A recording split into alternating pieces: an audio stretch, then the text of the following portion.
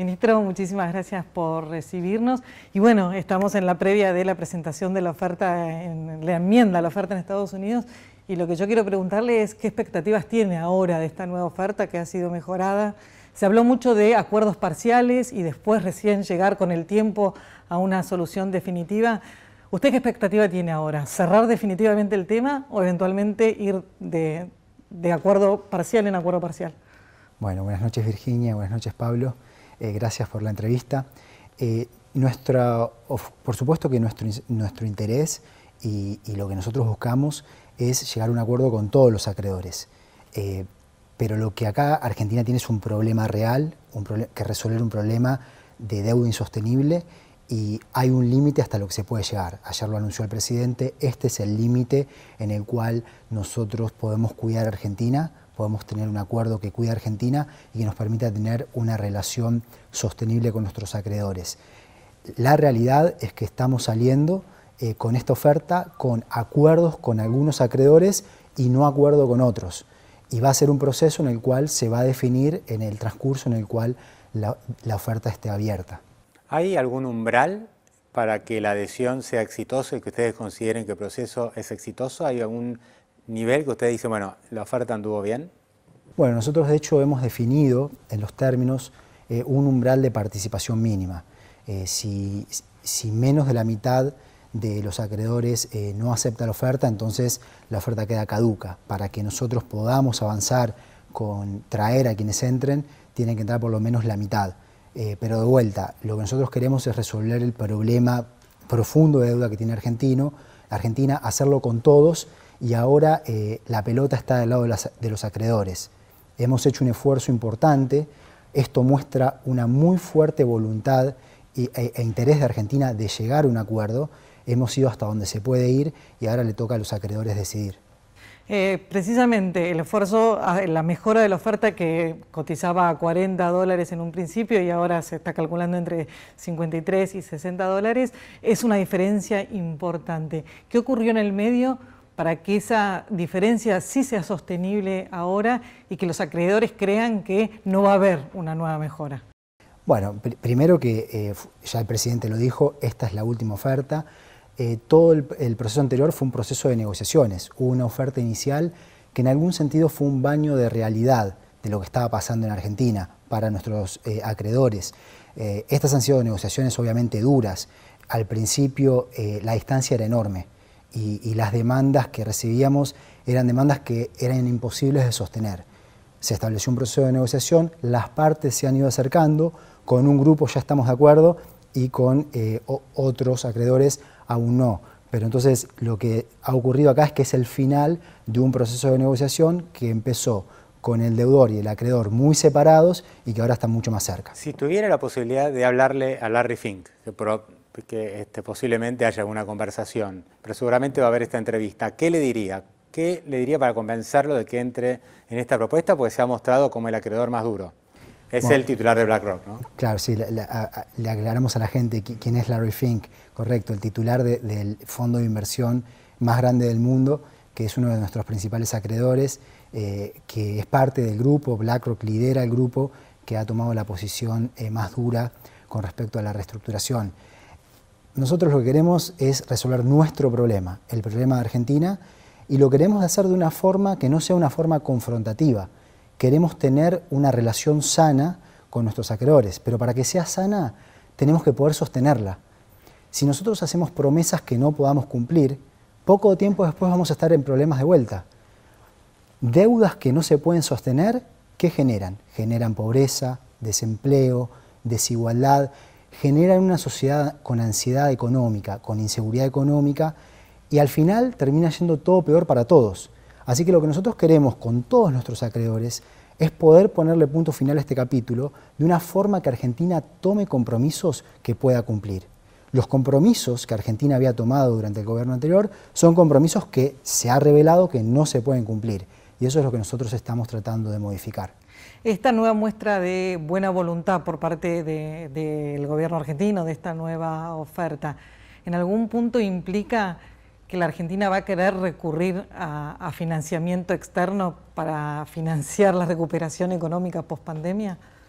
Bueno, ciertamente Argentina quiere tener, y este gobierno quiere tener una integración sana en la economía internacional, incluyendo los aspectos financieros. Ahora, para que Argentina pueda tomar crédito, tiene que pasar que esté en una situación en donde ese crédito se puede sostener, que las tasas a las que toma crédito sean tasas que Argentina pueda pagar. Eso no es lo que está pasando hoy. No. Y eso va a llevar tiempo. ¿Cuánto tiempo? Y es que Argentina, la confianza ha sido muy dañada. En el 2016, cuando Argentina reaccede a los mercados de crédito internacional, había cierto optimismo sobre el rumbo que iba a seguir Argentina. Bueno, eso en el año 2008 colapsó. Ese optimismo se deshizo. El modelo económico que en ese momento imperaba no funcionó. Dejó a la Argentina en una situación de profunda crisis macroeconómica y social. Reconstruir esa confianza va a requerir demostrar manejos macroeconómicos consistentes, un país que se va ordenando, que justamente toma compromisos que el mundo ve que puede cumplir. Y eso es un proceso. Estamos dando los primeros pasos de ese proceso. La salida del default es el primer paso para reconstruir la confianza. ¿No alcanza solo con salir del default? Correcto. La salida del default es el primer paso para construir la confianza. Recordemos que Argentina ya vive una situación de default, de condiciones de default, ya desde abril del 2018, cuando cambiaron las expectativas en los mercados financieros internacionales acerca de Argentina. Pero bueno, estamos saliendo de aquí y después va a llevar un tiempo hasta tanto el mundo vuelva a tener confianza en Argentina. Vamos a ir en ese camino, lo vamos a lograr tener un país con una economía tranquila, un ambiente de paz para las familias, pero eso requiere trabajo y requiere de persistencia en la agenda económica. Sí, un escenario bastante distinto del que estamos atravesando últimamente. Los últimos tramos de la negociación de la deuda introdujeron mucho ruido en la economía y sobre todo en el mercado cambiario. La pregunta es si con esta nueva oferta, que ha sido mucho mejor recibida que las anteriores, hay posibilidades o están los planes empezar a flexibilizar, por ejemplo, las restricciones al dólar, a la compra de dólares. Bien, a ver, las restricciones a la compra de dólares son restricciones que adoptó el gobierno anterior, recordemos que esto ocurrió en agosto del 2019, en un contexto de gran ansiedad económica. Uno se pregunta, ¿es ese el esquema de una economía que funciona normalmente? No, no lo es. Pero Argentina está en la ruta hacia normalizarse.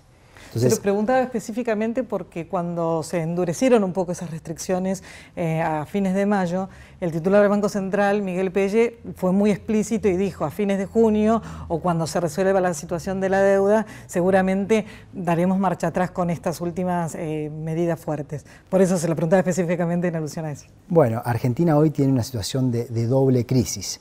A la crisis macroeconómica y de deuda que nosotros ya enfrentábamos cuando asumimos el gobierno, se le sumó el coronavirus. La economía argentina estaba enferma y le vino además el coronavirus. Y el coronavirus lo que generó fue una gran necesidad desde el Estado proteger a los ingresos de quienes quedaron en una situación de alta vulnerabilidad, al trabajo, al saber hacer de las empresas, y a la vez la reducción en la circulación de las personas, de lo que se produce, generó una fuerte caída en la actividad económica. Cuando vemos que sube el gasto y baja la recaudación porque cae la actividad económica, obviamente que la fragilidad aumenta. Entonces empieza a haber más ruido en los mercados cambiarios. Eso es normal. Pero digo, no es una cuestión de que tenga que ver solamente con la deuda, tiene que ver con una situación más general en la cual el coronavirus, como a todos los países del mundo, nos ha pegado fuerte. Pero sí que nosotros, como digo, ya estábamos en una situación débil porque teníamos la crisis. Bueno, ahora nos metemos, sí. Sí, ahora, lo que va a ocurrir es que hay medidas que se tomaron en una situación de emergencia que a medida que las condiciones se vayan normalizando, también van a ir cambiando, pero no es que esto se logra de un día para otro. No es que se resuelve la situación de deuda y cambia todo al día siguiente. El coronavirus está aquí y va a durar un tiempo en todo el mundo. Entonces, Argentina y el mundo tienen que aprender a convivir con el coronavirus y lo que vamos a ver es una situación donde todavía va a haber desequilibrios que va a llevar un tiempo ir resolviéndolos. Claro, nos metemos con el tema también de la cuarentena y de la crisis que desató la cuarentena, o que Argentina ya venía con una crisis previa. Entonces yo me imagino que hay un montón de gente viéndonos, comerciantes, dueños de una pyme, que dicen, bueno, se habla del default, se habla de riesgo país, se habla de los grandes acreedores, pero yo me estoy fundiendo. Entonces, ¿cuál es la respuesta para todos ellos que dicen, el mes que viene no llego, un mes más de cuarentena, no llego, estoy poniendo un montón de plata en mi bolsillo y la perspectiva de los próximos meses es que esto no va a mejorar sustancialmente? ¿Cuál es la respuesta del ministro?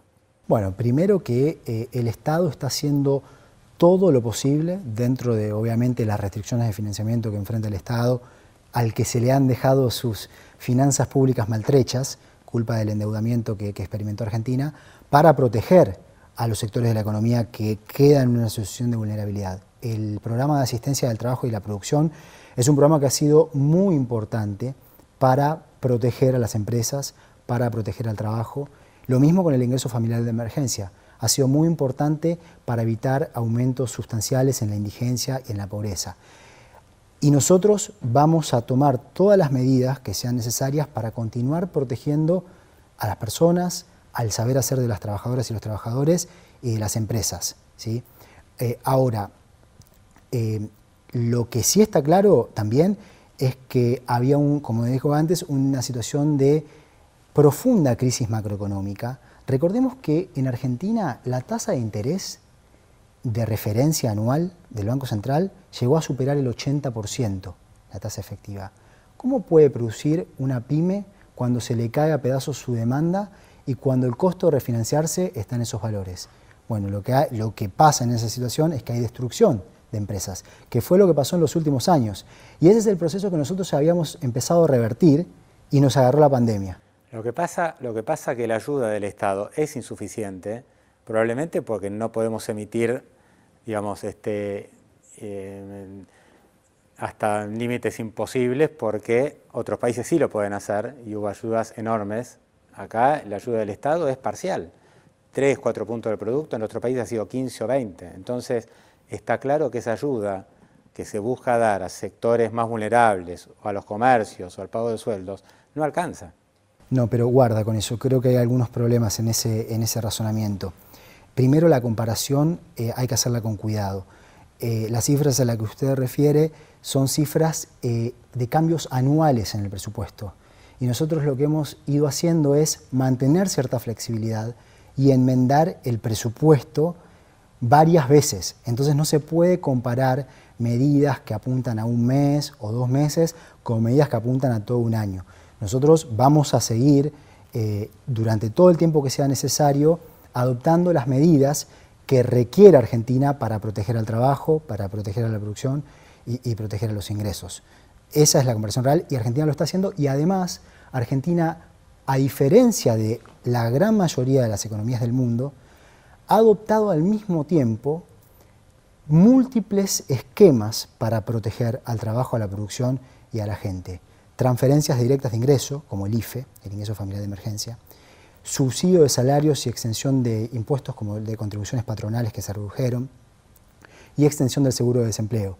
Cuando mira a otras economías, lo que ve es que la gran mayoría va por una línea, o transferencias de ingreso y alguna más, o extensión del seguro de desempleo, o subsidio a los salarios.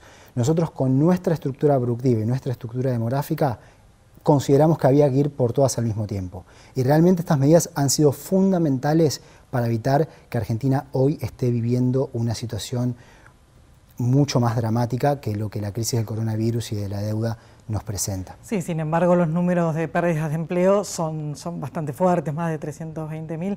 Es indudable que hay una sensación, producto de las medidas de aislamiento, producto de la pandemia, hay una sensación de desánimo muy fuerte en la economía, y ahora el debate es, bueno, ¿cómo será esa recuperación? En algunos países se está evidenciando potente. Acá en Argentina hay una sensación instalada de que va a ser una recuperación lenta y dolorosa. ¿Cuál es su diagnóstico? Bien, de vuelta guarda con esos estamentos. En el mundo, todo el mundo está sufriendo el coronavirus. En ningún lado se ve una recuperación potente. Si miramos los datos de Estados Unidos, los datos de los demás países de nuestro continente, Europa, en todos lados se experimenta una caída muy profunda, y además lo que está pasando en el mundo es que también hay miedo a gastar, ¿sí? Entonces hay una actitud precautoria por parte de las familias, por parte de las empresas, que empieza a afectar a la demanda. Y eso va a ser un desafío aquí y en todo el mundo. Argentina lo que va a tener saliendo de la pandemia es capacidad que va a estar para producir, que va a estar ociosa. Va a haber máquinas que no van a estar siendo utilizadas, gente que va a poder estar trabajando, y eso obviamente ayuda para poder ponerlas a trabajar y salir.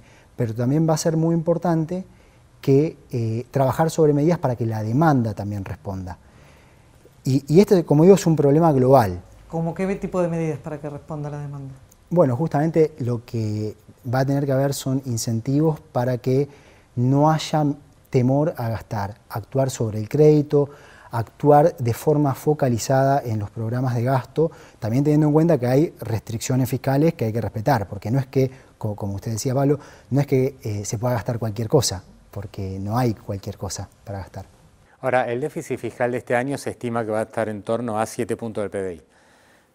Para el año que viene, ¿se le puede decir al inversor o al público en general cuál va a ser el déficit que ustedes están calculando, están trabajando en el presupuesto? Es un dato muy importante para Argentina, porque la verdad que las crisis de las últimas décadas tienen como base un déficit fiscal permanente, ¿no? Y esto ha sido algo no de ahora, sino de muchísimos años. ¿Cuándo vamos a ir a ese equilibrio fiscal que, previo a la crisis, ustedes estimaban iba a ser recién en 2023? Y ahora me imagino que el arco se va moviendo cada vez más. Bueno, a ver, primero, efectivamente, Argentina en buena parte de su historia ha padecido problemas de déficit fiscal crónico y eso ha traído problemas. Ha traído problemas de endeudamiento, ha traído problemas también en el frente de inestabilidad de precios, el Banco Central actuando recurrentemente y sistemáticamente como un agente que financia al Tesoro, mientras que hay situaciones de emergencia en las cuales no queda otra. Está claro que Argentina tiene que definir un horizonte, que es lo que habíamos hecho prepandemia, para poner sus cuentas en orden. También está claro que va a tardar más que lo que estimábamos antes de la pandemia, por lo que nos está pasando con la pandemia. En cuanto a lo del año que viene, va a haber obviamente un presupuesto, se está trabajando en eso, estamos trabajando junto al jefe de gabinete todas estas semanas, todos los días en eso, con cada uno de los distintos ministerios, y ese número que usted pregunta recién va a estar definido el día 15 de septiembre.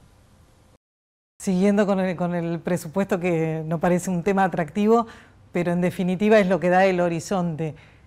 La pauta de crecimiento para el año que viene, ¿es positiva o negativa? ¿Va a empezar la recuperación en 2021 o vamos a tener que esperar a 2022? No, a ver, primero hay una situación real que es la pandemia hoy en día, y que la pandemia nadie sabe cuánto va a durar, porque nadie tiene la bola de cristal sobre saber, bueno, qué día va a estar la vacuna y cuándo va a estar distribuida. En todo el mundo va a haber parte del crecimiento económico, una buena parte que se va a explicar por el acabar con la pandemia. Entonces sería aventurado, imprudente, que hoy haga proyecciones a esos plazos en el contexto de una pandemia. Ahora, cuando la pandemia nos dé tregua, Argentina va a tener condiciones para poder despegar. Y de hecho se ha venido trabajando desde el día 10 de diciembre fuertemente en generar esas condiciones. El tema que hablábamos antes, que es el tema de la reestructuración de la deuda, es uno de los grandes temas en los que era necesario trabajar para permitirle a Argentina poder salir adelante. Ahora, usted hablaba de la capacidad ociosa de las empresas, que es una condición para poder crecer, tener capacidad productiva. Sin embargo, hay cierre de comercios, hay cierre de empresas industriales, hay pérdida de empleo. Entonces la pregunta es, ¿quién va a trabajar? Porque yo lo escucho al presidente que dice, yo sé cómo salir de la crisis y de la salud no se vuelve, o de los problemas, digamos, de la muerte no se vuelve, del bajón económico sí se vuelve. Pero lamentablemente hay un montón de comerciantes, de empresarios, de emprendedores y de trabajadores que no van a tener esa oportunidad. Entonces eso es lo que yo veo que por ahora no hay respuesta por parte del gobierno. Bueno, pero el gobierno ha dado respuestas valientes, muy importantes a lo que es esta crisis sin precedentes, ¿no? No tenemos en la historia del capitalismo tal como lo conocemos una situación de pandemia como esta del coronavirus. ¿Pero no somos de los países que más cayó del mundo?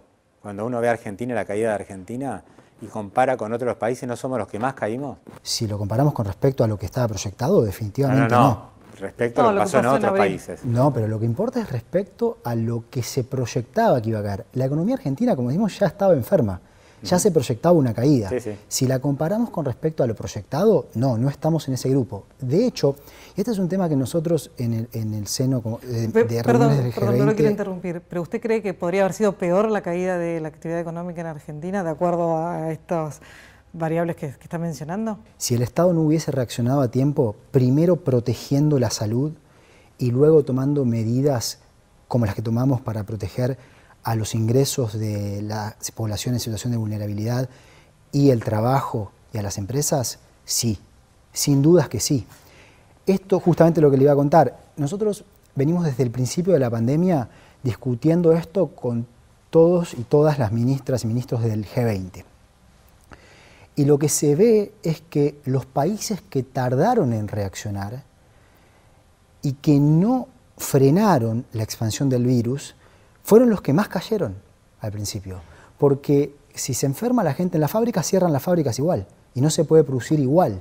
Y además la cantidad de gente infectada y fallecida es mucho mayor y genera grandes problemas al sistema de salud, que pone un montón de estrés también para el Estado para salir a proteger eso. Eso termina siendo lo peor de todo. Había que actuar de forma valiente y aquí, bajo el liderazgo de nuestro presidente, se actuó de forma muy responsable. Y eso fue lo que evitó que Argentina tuviese una caída más estrepitosa que lo que fue en otras economías del mundo con respecto a lo que ya se esperaba.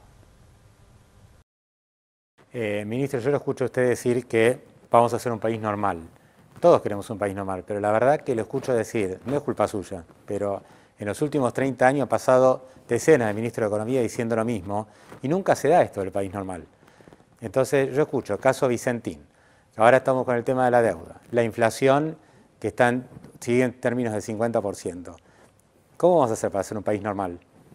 Bueno, a ver, volvamos porque estamos a veces citando datos que no son correctos. La inflación ha venido disminuyendo, ¿cierto? Y a pesar de que hoy se enfrentan unas necesidades de financiamiento enormes. Ya había bajado la inflación en los primeros meses prepandemia con respecto a lo que se venía experimentando el año anterior. ¿Pero no están todos los precios congelados por el gobierno?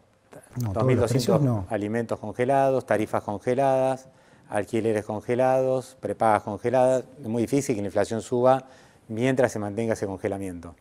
Ha habido, como parte de una estrategia antiinflacionaria, políticas de precios que complementen a lo que era un esquema fiscal y monetario. La realidad que el esquema fiscal sí que ha cambiado, pero porque nos forzaron las circunstancias del coronavirus a modificar el esquema fiscal. Pero desde el primer día aquí lo que se planteó fue una secuencia hacia la normalización y un compromiso muy fuerte con eso. Obviamente, con una situación de coronavirus hay que cambiar planes. Y entiendo el punto, sí, Argentina por décadas ha vivido alta inestabilidad macroeconómica, periodos en los que la economía crece y después cae de golpe.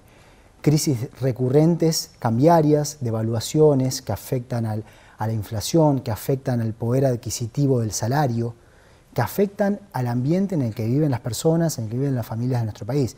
Y eso es justamente lo que nosotros queremos cambiar.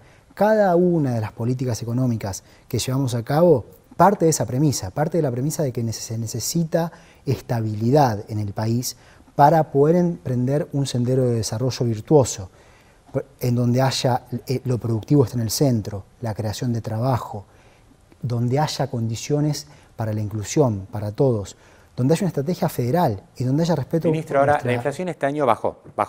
Sí. Por X motivo podemos discutir por qué está bajando, por qué va a ser una inflación más baja del año pasado. El año que viene, ¿la inflación va a ser más baja o más alta que este año?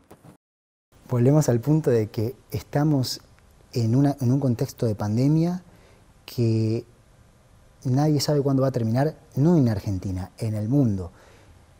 ¿Cuán responsable sería de mi parte hacer proyecciones a esos plazos, cuando estamos tomando todas medidas con horizontes cortos, dada la incertidumbre que hay en todo el mundo? Obviamente que lo que nosotros a lo que apuntamos es a un sendero de reducción de la inflación, a un sendero en el cual todas las cuentas se vayan ordenando, al mismo tiempo que el país puede establecer una recuperación económica y poner en el centro lo principal, que es dar oportunidades a la gente. Le reformulo un poco la pregunta, siguiendo con el tema de la inflación. Hay muchos temores por el impacto que puede tener la enorme inyección de dinero en función de las medidas de asistencia que hubo que tomar, de precisamente cómo va a impactar apenas la gente, los recursos y el dinero se empiece a mover realmente. ¿Qué tanto miedo hay que tener a un rebrote inflacionario fuerte hacia fin de año?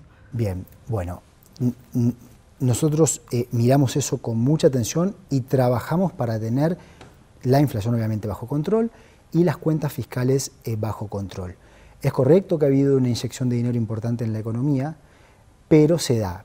Hoy obviamente en el contexto de una recesión eso hace que el impacto sobre los precios sea menor, pero también se da que como se ha venido trabajando desde el 10 de diciembre muy fuerte en generar la posibilidad de tener activos en nuestra propia moneda, en pesos, instrumentos de financiamiento en pesos, instrumentos de ahorro en pesos, parte de esa inyección monetaria ha sido absorbida por la economía.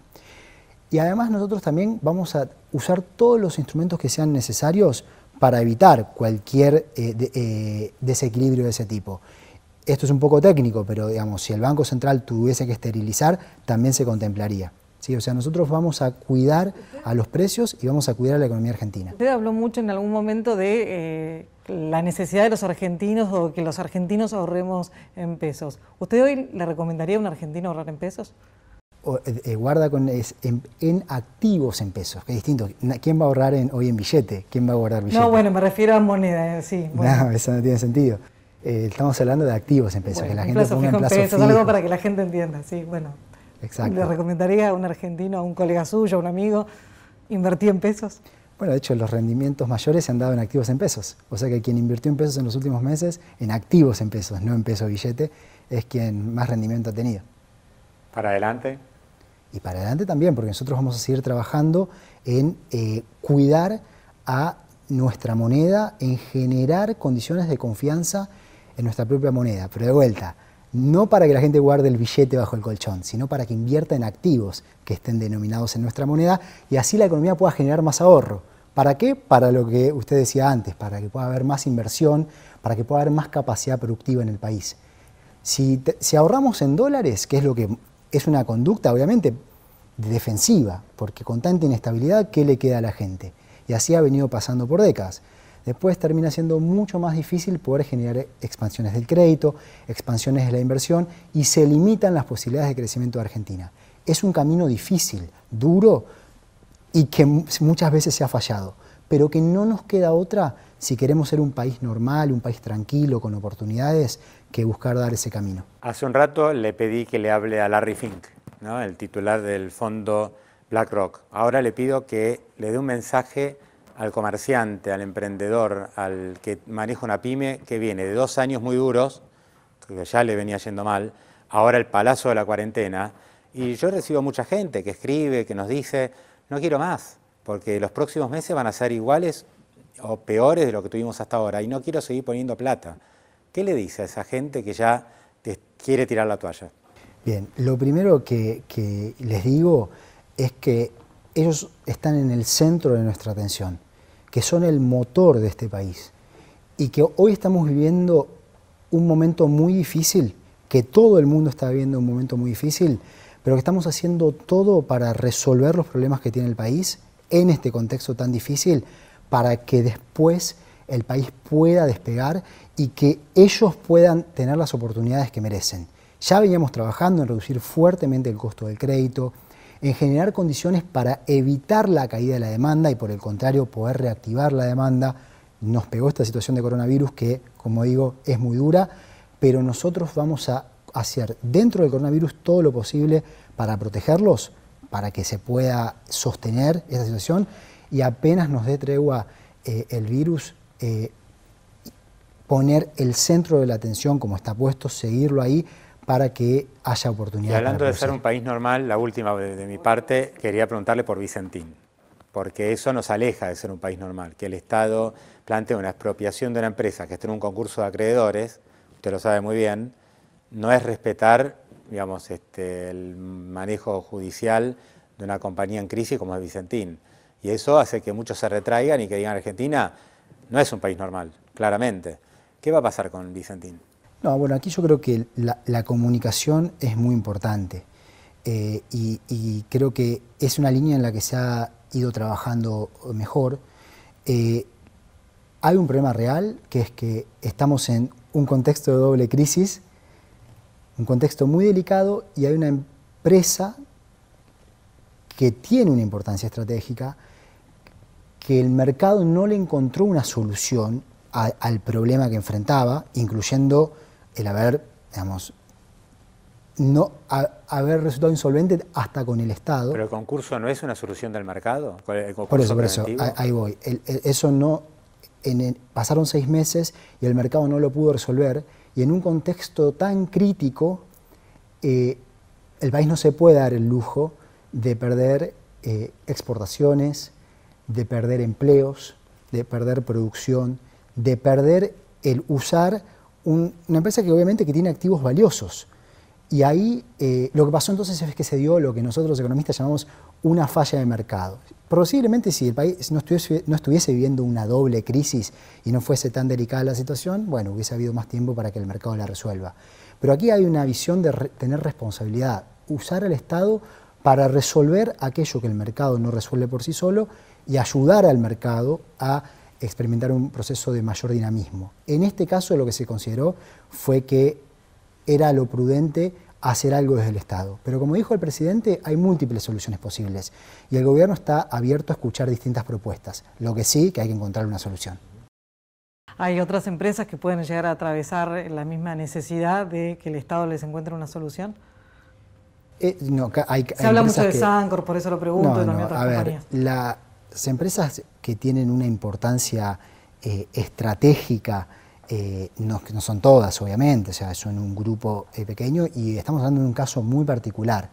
Entonces, eso no hay que tomarlo como referencia de nada más para el resto. Se sabe que están trabajando en un plan para la pospandemia precisamente, y que una de las principales medidas de esas reformas a futuro es la reforma tributaria.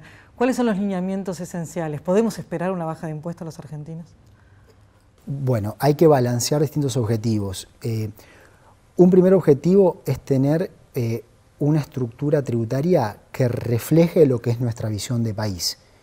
Una visión de país en la cual tenemos una estructura productiva que genera trabajo, ¿sí? Que es inclusiva, que genera valor agregado, crecimiento de la productividad, que es algo que en Argentina ha sido un gran problema, también en toda la región, en toda América Latina ha habido un estancamiento de los niveles de productividad, que además nos genera las divisas que necesitamos para poder mantener la estabilidad macroeconómica, ¿sí? Cuando el país crece, ¿qué pasa? Crece la demanda, crecen las importaciones. Si no crecen las exportaciones, nos quedamos sin dólares. Entonces necesitamos apuntar a una estructura productiva en la cual siempre que el país crece, acompañen las exportaciones también creciendo. Y entonces ese es el primer objetivo, que la estructura tributaria refleje nuestra visión del desarrollo económico. También la estructura tributaria tiene que garantizar el objetivo de sostenibilidad fiscal. Volvemos al punto anterior de que si no tenemos las cuentas en orden, siempre caemos en problemas. Tiene que generar, nosotros hablamos de armonización tributaria, tiene que generar cierta armonía, ser simple. Hoy en día es compleja la estructura tributaria argentina. Tiene que generar incentivos a la producción y a la contratación de trabajo. Y hacia allí es hacia donde vamos. Y esto obviamente que va a ser un debate en el cual, como en todo debate que es política, que debe ser política de Estado, buscamos involucrar a la sociedad en su conjunto. Para despedirnos, ¿cómo sueña que van a ser las fiestas este fin de año? Bueno, esperemos que... ¿Qué sueño tiene para las fiestas? Primero, falta mucho. Si vamos a hablar de sueños, y entonces uno se permite hablar más allá de lo que... más allá de la información y de... uno lo que quisiera es que puedan estar las familias juntas, pasando las Navidades, el Año Nuevo, que la pandemia nos dé una tregua, que podamos celebrar en alegría y en paz, y si ese es el caso, ya con también una situación de mayor seguridad económica, la economía ya transitando otro sendero hacia el lugar al que la buscamos llevar. Pero sobre todo que estemos en una situación de tranquilidad social, tranquilidad económica y las familias disfrutando. Muchas gracias. Gracias, ministro. Muchas gracias.